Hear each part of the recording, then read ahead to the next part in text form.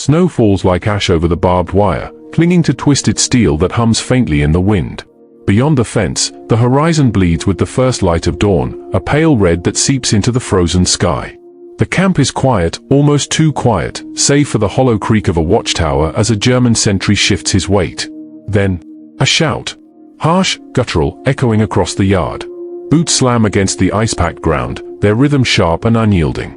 Guards in long grey coats emerge from the fog, rifles slung at the ready.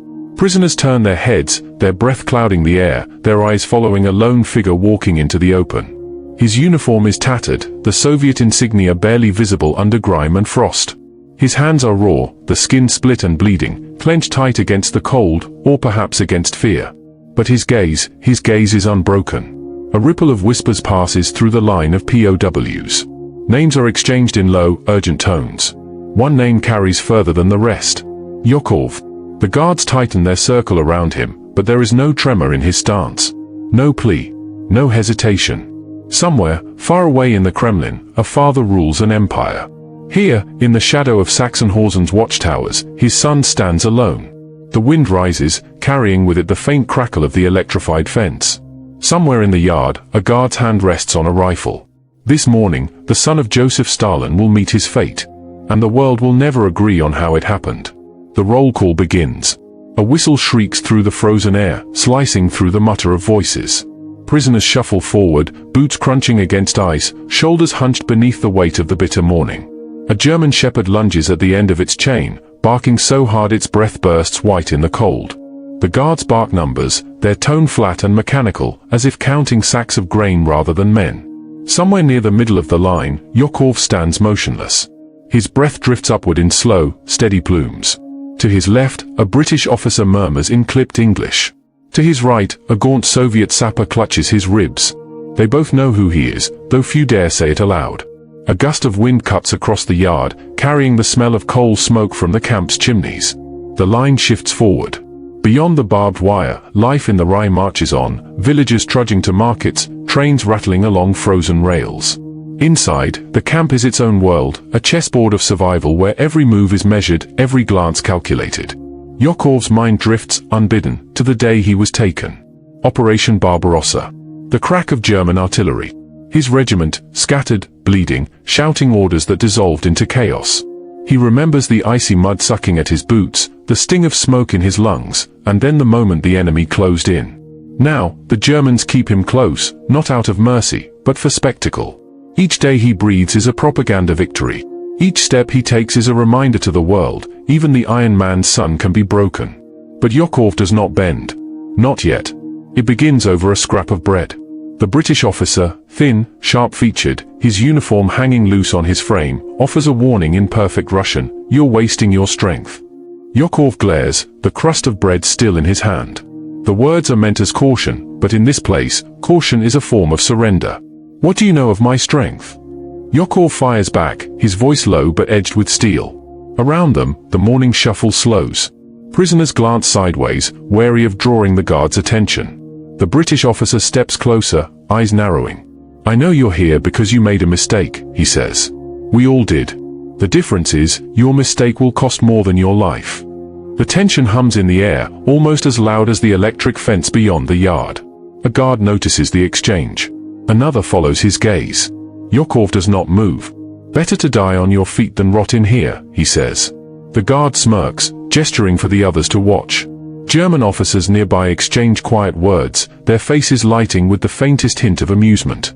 This is the kind of drama they crave, divisions among the prisoners, sparks they can fan into flames. By the time the bread is gone, the damage is done. Word spreads fast, the Soviet officer and the British captain clashed. The story grows with each telling, heated arguments, threats, even a scuffle. The Germans don't stop it. They encourage it. For them, Yakov's defiance is a weapon, one they can turn against the morale of every prisoner in Sachsenhausen.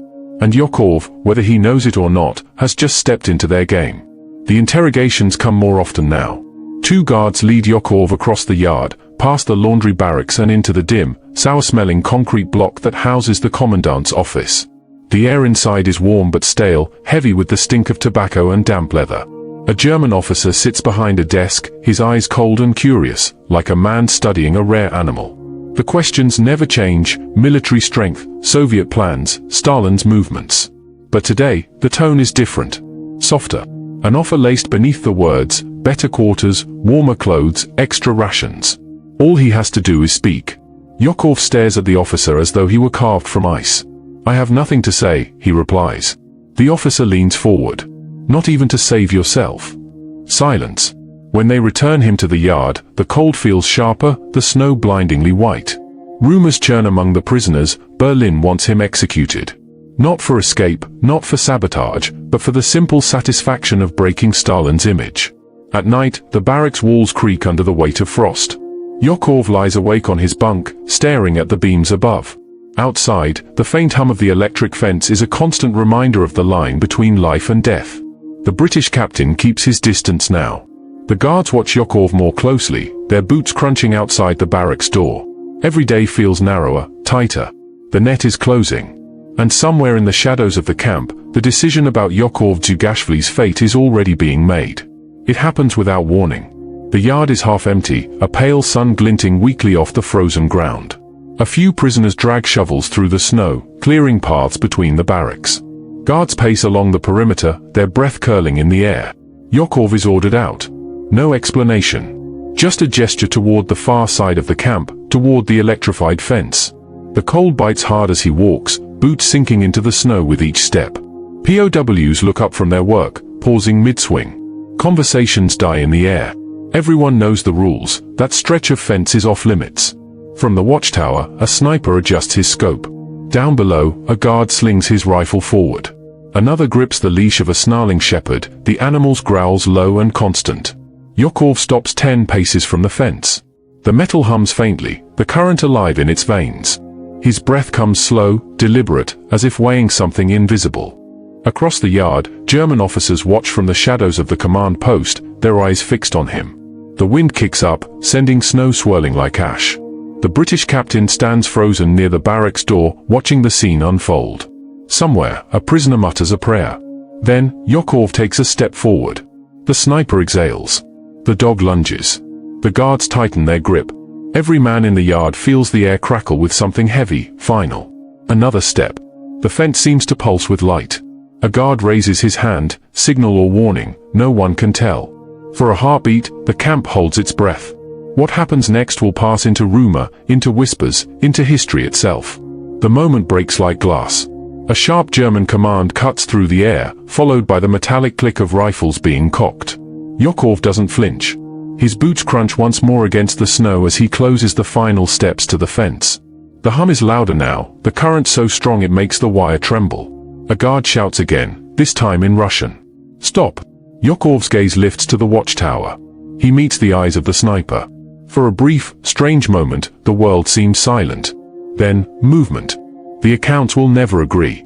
Some say Yakov lunged forward, grabbing for the live wire in a final act of defiance. Others swear he stood his ground, refusing to step back, until the sniper pulled the trigger. A few claim he was shoved, executed under the thin veil of an escape attempt.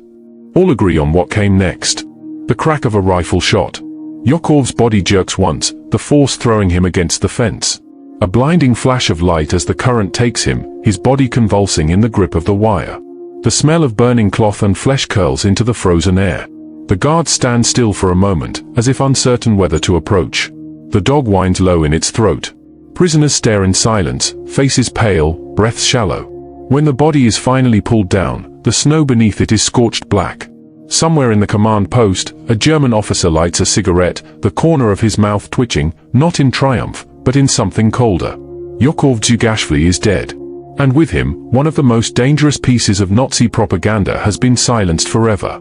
The yard is quiet again. Snow drifts lazily across the place where Yakov fell, covering the scorched earth like a shroud. The guards have dispersed. Prisoners are herded back to their barracks, but their eyes linger on the fence, on the dark stain in the snow. Inside one hut, the British captain sits alone, staring at the wall.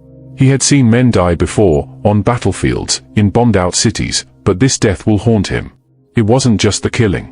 It was the deliberate weight of it, the calculated way the camp turned a man's final moments into a message. By nightfall, the news has already traveled beyond Sachsenhausen. In Berlin, The story is told one way: Joseph Stalin's son, captured and humiliated, finally attempting a desperate escape. In Moscow, there is silence. Stalin refuses to speak publicly about Yakov. When offered a prisoner exchange, his son for a captured German field marshal, he had already refused. His words, cold and final: "I will not trade a soldier for a general." For some, it proves Stalin's ruthless devotion to the war effort. For others, it is proof of a father's abandonment. Historians still argue, was Yakov's death a final act of defiance, or a carefully staged execution? In the years after the war, the camp will be emptied, the fences dismantled, the watchtowers left to rot. But the story of the prisoner who would not bow, whose bloodline tied him to one of history's most feared leaders, will remain. A question will linger long after the snow has melted. If you stood where Yakov did that morning, would you have taken that step? Some call it courage. Others call it madness. But history will never give us his answer. If this story gripped you, share it, let someone else feel the weight of Yakov's final step. And tell us, if it were you, would you have walked forward?